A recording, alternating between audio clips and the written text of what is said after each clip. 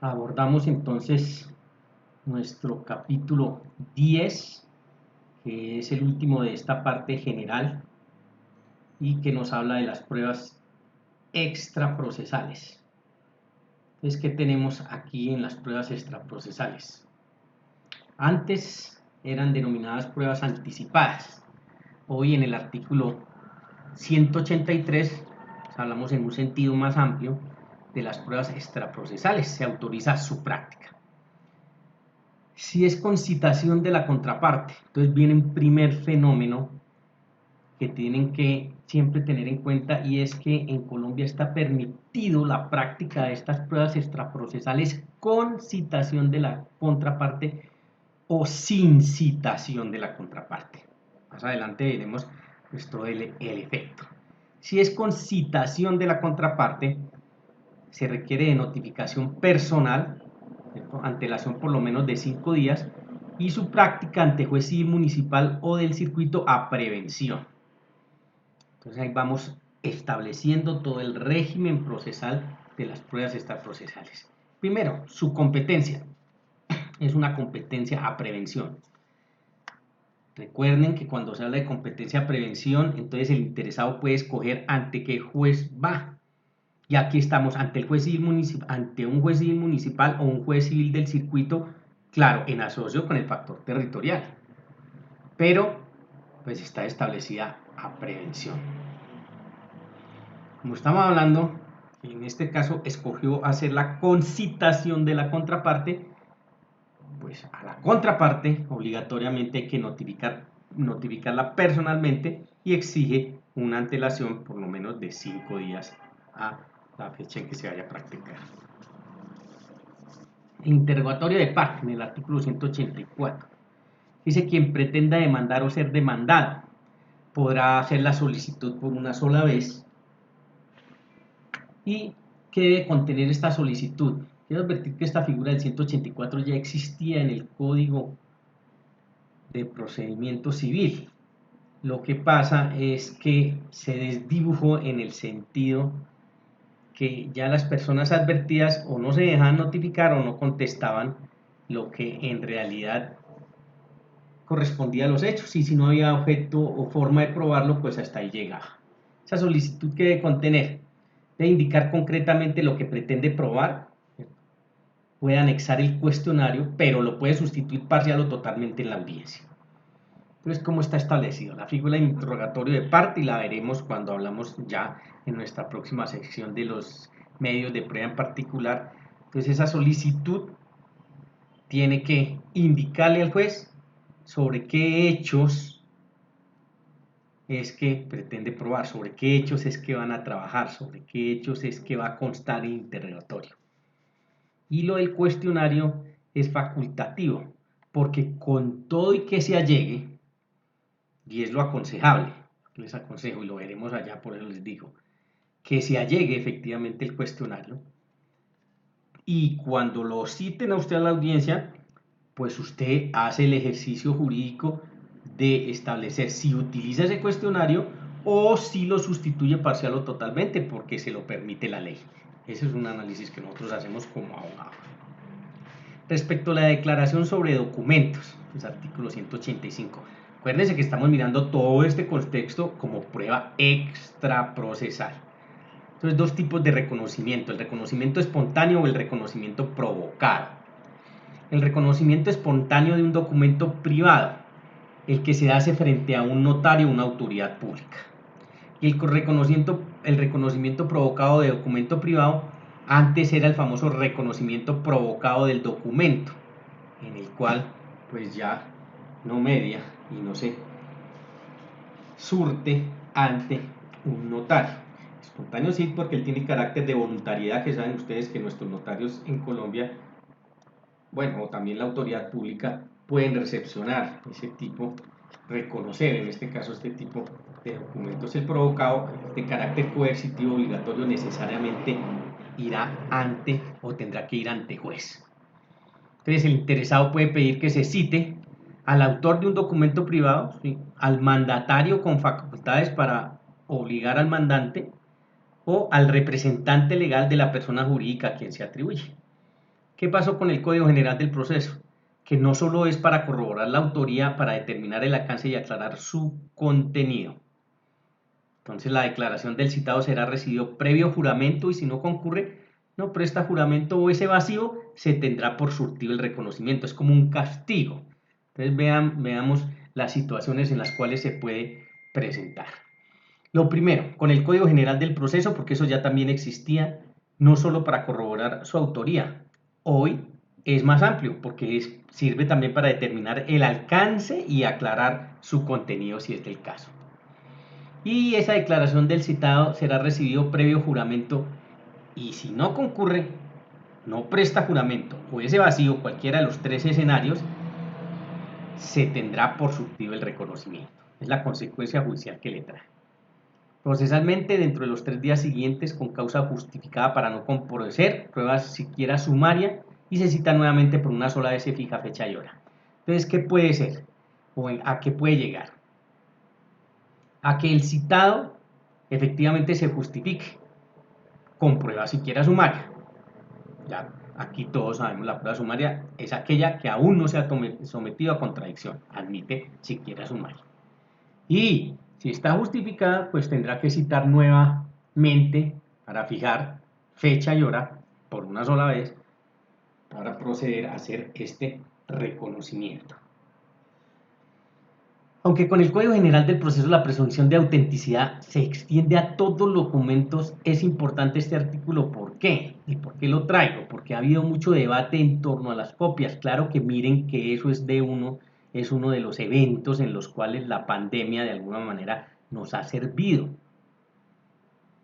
Porque el código, y así lo había dispuesto el legislador, decía que en temas de autenticidad del documento, los documentos se presumen auténticos todos, aún las copias. Pero hemos tenido, se ha evidenciado que muchos jueces ya han ido originando la situación, que muchos jueces inclusive no recibían, y no era recibo en la actuación procesal, un documento presentado en copia. Hay textos muy importantes para los que quieran, por ejemplo, lo de Hernán Fabio López Blanco, hablando en términos de los documentos en el cual él insiste desde hace muchos años, que efectivamente lo que el legislador fue establecer que se presume la autenticidad de todos los documentos, sin importar cuál, y a mí me parece que así debe ser. En caso tal de que esa copia esté contaminada, digo, en cuanto a la realidad, pues precisamente ahí está el ejercicio del derecho de defensa de la contraparte, porque cuando le enrostren una copia de esas, pues él podrá, en aras del ejercicio del derecho a la defensa, manifestar que efectivamente la tacha por falso, por su contenido, por la firma, bueno, por lo que sea. Y me parece que aquí así queda bien establecido. Les decía, es tanto lo que ha evolucionado ahorita en términos, por ejemplo, de pandemia, que aún los títulos valores, y le recomiendo una ponencia del magistrado Marco Antonio Álvarez del Tribunal Superior de Distrito Judicial de Bogotá, muy reciente, ya digo, fue en pandemia, en el cual él cuestiona el rechazo de una demanda ejecutiva porque no se aportó y no se podía aportar en físico el título de valor, por obvias razones, porque estamos en línea y no están abiertas las oficinas de reparto. Y él hace un planteamiento ahí muy evolucionado, de mucha avanzada, en el cual dice que se debe presumir la autenticidad y existencia de ese título de valor. Por lo tanto, el juez tendrá que admitir esa demanda, digámoslo así, con esa falencia que antes de la pandemia era absolutamente imposible en Colombia, porque si se trataba de títulos valores, decían la acción ejecutiva en Colombia solo podrá adelantarse si el demandante allega el título valor en original. Pero miren hasta dónde hemos llegado, y es muy importante porque ya les he insistido en eso, es revolucionaria en el sentido que dice, no, lo importante es la presunción de buena fe, y claro, es lo que dice para el momento, hoy por los fenómenos de pandemia, pues no lo podrá aportar, pero lo tendrá que tener claro, porque llegará el momento eso está en discusión, pero yo soy un convencido que tendrá que ser, si evoluciona la acción ejecutiva y es favorable al ejecutante, que él lo tendrá que exhibir para que le puedan ordenar el pago sobre ese título valor. Pero de aquí a allá ya hemos avanzado todo el proceso, ya hay auto o sentencia que determine seguir adelante la ejecución, nos ganaríamos todo ese tiempo. Es importante entonces esta presunción de autenticidad de artículo. ¿Por qué? Porque ya no admitiría discusión sobre su existencia, ni por tercero ni por las partes. Y segundo, confiere certeza sobre carácter auténtico. Se reduce la probabilidad de tacharlos de falso o desconocerlos. ¿Por qué? Porque si se revalidan en una actuación, como estamos viendo nosotros, extraprocesal, pues cuando se lleva al proceso, sería absurdo que la persona, que es la misma, obvio, porque son las mismas partes ya implicadas, pero al interior de un proceso, pudiera, ejemplo, valerse de atacar el documento. La razón, de carácter eminentemente constitucional, aunque fue extraprocesal, es el mismo documento, es entre las mismas partes y el momento de ejercer el derecho a la defensa era ahí, en ese carácter extraprocesal. Ya aquí cuando ingresa al proceso y eso ha pasado, pues ejemplo ya no lo podría tachar de falso o lo podría desconocer. La exhibición de documentos, libros de comercio o cosas muebles. Artículo 186. ¿Qué dice ese artículo? El que se proponga demandar o tema que se le demande, proponga, tema, miren esos dos verbos, estamos hablando a futuro, carácter extraprocesal, ¿no? Podrá pedir de su presunta contraparte o de tercero la exhibición de documentos, libros de comercio y cosas muebles. La oposición a la exhibición se resolverá por medio de incidente. Entonces, en este fenómeno puntual de esa exhibición de documentos, también cabe, todos estos eventos estamos viendo caben de manera extraprocesal. Y si llega a darse la oposición, que existe la figura y puede plantearse como también ejercicio del derecho a la defensa, pues se desatará un trámite incidental para resolverlos. Los testimonios. Entonces miramos, si quieren retrotraemos hasta aquí, miramos qué medios de prueba hemos tocado. El interrogatorio de parte, empezamos, ¿cierto? Entonces con el literal B. La declaración sobre documentos, la prueba documental. La exhibición de documentos, libros de comercio y cosas muebles, tiene que ver también, pues en ese sentido, documental sobre documentos y libros de comercio y cosas muebles viene ya en cuanto a su exhibición. Los testimonios sin citación de la contraparte. Entonces miraremos que para todos los medios de prueba, ya sabemos, lo podemos hacer con citación de la contraparte o sin citación de la contraparte. 188 nos dice el medio de prueba testimonial, pero sin citación de la contraparte. Está destinado principalmente a la recepción, pero sin intervención del juez, ante un notario, ante un alcalde, cuando se hace de común acuerdo entre las partes, ante una de las partes, y se entiende bajo la gravedad de juramento. Quedan expuestos a que se solicite su ratificación, claro, porque estamos hablando sin citación de la contraparte. ¿Cuándo son útiles? Alguien podría pensar eso no tiene ningún sentido o no tiene ninguna importancia jurídica. Sí, son útiles especialmente cuando esos testimonios se requieren como prueba siquiera sumaria. Porque mire que la prueba sumaria, y esto nos ayuda a la definición de la prueba sumaria, que es aquella que no está controvertida, y este es el caso porque se está pidiendo el testimonio medio de prueba sin citación de la contraparte. Entonces tiene el carácter de sumaria, claro, todos los medios de prueba que se hagan sin citación de la contraparte, ¿qué tipo de pruebas son? Son pruebas sumarias. Eso diga que aquí se establece un ejemplo claro del ejercicio de lo que es la prueba sumaria. Es válida en esos casos cuando nos dice que la actuación o para la actuación se requiere de una prueba siquiera sumaria. Ahí es donde tiene toda su validez. Ejemplos de ellos los encuentran al interior del Código General del Proceso, artículo 309 en su numeral 2 o el 596 numeral 2, ahí los tienen referenciados, mírenlos. Y entonces va a estar ante este fenómeno del medio de prueba testimonial en estatus de pruebas sumarias, sin citación de la contraparte, válido desde el 188 en asocio con esos dos artículos que estamos dando como ejemplo. Sobre las inspecciones judiciales y el dictamen pericial, el 189. Inspección judicial sobre personas, lugares, cosas, documentos con o sin perito. También se puede sin citar a la contraparte, excepto cuando verse sobre libros y papeles de comercio. Bueno, es citar sin citar a la contraparte en el estatus de sumario. Al final, pues vamos a recoger y vamos a ver cuál es el contenido y el consejo para hacerlas. Las pruebas practicadas de común acuerdo, el artículo 190. Sabemos, y es uno de los avances hoy expreso en el Código General del Proceso, que las partes de común acuerdo podrán practicar pruebas o delegarlas de un tercero, si es de común acuerdo. Deben aportarse antes de dictar sentencia, claro, porque tienen que valorarse, y no aplica si existe curador ad litem, porque el curador ad litem no puede llegar hasta la disposición en derecho de la persona que está representando por su calidad. Se tiene la opción de citar a su contraparte por medio de la autoridad judicial a practicarlas.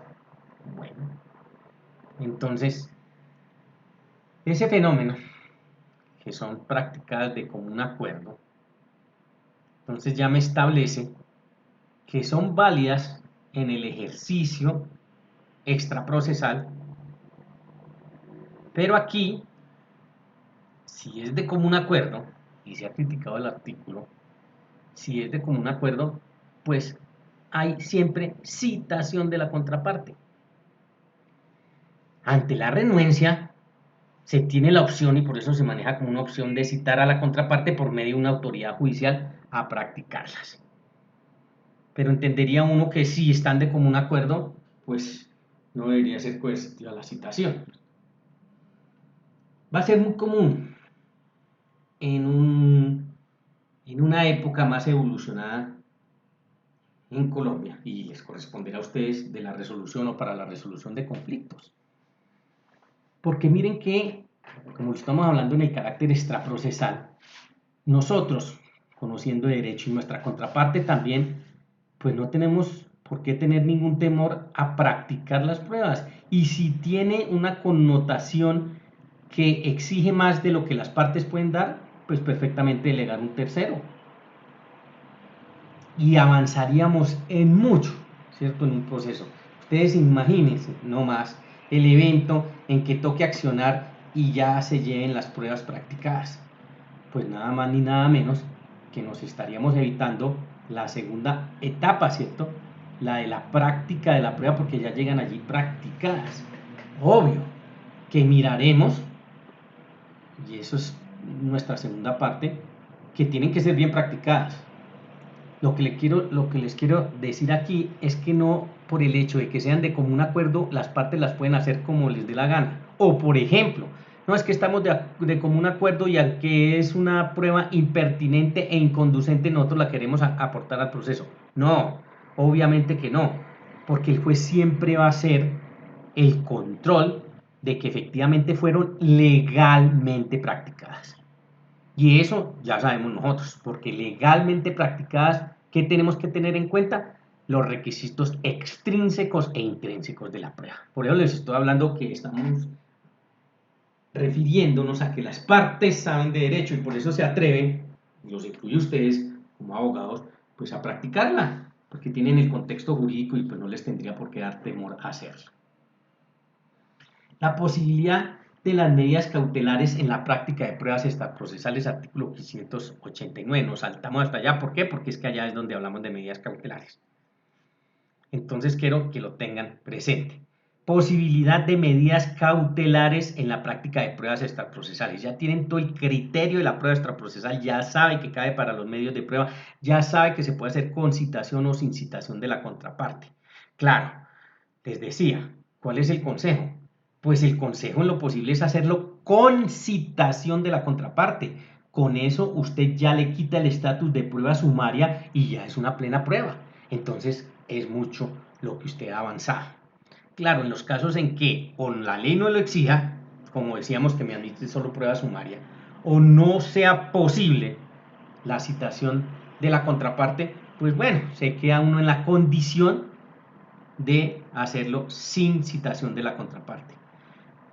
Ahí hay que tener cuidado porque miren que ahí falta un paso por dar, y es que sin citación de la contraparte esa prueba extraprocesal tiene que llegar al proceso, pero tendrá que ser sometida a su práctica, porque acuérdense que para que un juez pueda valorar una prueba siempre tiene que estar legalmente practicada. Y entonces aquí estamos hablando del escenario que les he dicho que hay pruebas extraprocesales que pueden llevarlas al proceso sin citación de la contraparte. Sin citación de la contraparte no ha tenido la posibilidad la contraparte de controvertirlas. Por eso necesariamente habrá que abrir el espacio en la audiencia de pruebas para que se practique. Simplemente usted avanzó, pero no lo suficiente. ¿Cómo avanza de manera que se constituya en plena prueba? Con citación de la contraparte, porque si eso se hizo en legal forma, ya se abrió el espacio para controvertirla y por lo tanto el juez no tendrá que entrar a practicarla. La va a recibir una vez evaluada y que está en legal forma y ya no tendrá que cumplir con ese paso de la práctica, ¿a qué entrará? A valorarlas. Y ahí es donde uno entiende que se ahorra pues todo ese interregno. Ahí estamos, entonces con las pruebas extraprocesales. Lo otro que hoy aprenden y les queda ya también establecido, se pueden practicar medidas cautelares en la práctica de esas pruebas extraprocesales y el 589 me habilita. ¿Cómo? ¿Cuál es el modus operandi? Por competencia de pruebas extraprocesales conocen los jueces civiles municipales o jueces civiles del circuito. Ya lo saben ustedes de pruebas extraprocesales porque es a prevención. A esto hay que agregarle el factor territorial. O sea, si lo queremos decir completo y tenerlo claro, el juez civil municipal del sitio donde se vaya a practicar esa prueba extraprocesal. O puedo ir también al juez civil municipal, juez civil del circuito del mismo sitio, vuelvo a aplico factor territorial para la práctica de esa prueba extraprocesal porque está consagrado ahí la posibilidad. En la competencia, los artículos 13, 14 y en adelante el Código General del Proceso que hablan de competencia, pues ahí usted encontrará práctica de pruebas extraprocesales y lo encontrará dentro del ámbito del juez civil municipal y lo encontrará en el respectivo artículo dentro del ámbito del juez civil del circuito. También los invito para que lo miren. Es decir, a prevención ante el juez civil municipal, a prevención ante el juez civil del circuito. Entonces ya sabemos que ellos son los competentes, por lo tanto solo ellos pueden decretar medidas cautelares con ese carácter, es decir, extraprocesales. Claro, esas medidas cautelares pues también son extraprocesales, por obvias razones, porque la prueba es extraprocesal. Pero la competencia de la posibilidad de decretar una medida cautelar en ejercicio de una prueba extraprocesal está en cabeza ¿de quién? Del juez civil municipal o el juez civil del circuito según como lo haya escogido el accionante. Y si la prueba extraprocesal se practica ante un juez civil, pero con destino a uno de familia, no se podrán practicar medidas cautelares extraprocesales. Entonces miremoslo también aquí en contexto, porque entre las dos jurisdicciones hay una excepción. Entonces la prueba extraprocesal se practica ante un juez civil, del circuito o municipal. Pero esa prueba extraprocesal va con destino a un conflicto de familia. Se recibe, se puede practicar la prueba extraprocesal ante el competente. Ya lo sabemos, tiene que ser un juez civil. Lo que no se pueden, por lo que se trata de un asunto de familia, es practicar medidas cautelares extraprocesales. Si también lo queremos recoger y lo queremos entender, pues tenemos que saber que el 589 me está diciendo que no puedo practicar medidas cautelares extraprocesales si mi asunto es un asunto de familia. Porque si el asunto es civil, agrario o comercial, yo puedo practicar la prueba extraprocesal y solicitarle al juez que me decrete medidas cautelares con el objeto y la razón de ser de todas las medidas cautelares, que es proteger, ¿cierto? Amparar, en este caso, pues la prueba extraprocesal. Ese, digamos, ese es el contexto de todo el régimen de las pruebas extraprocesales y cómo se manejan hoy al interior del Código General del Proceso.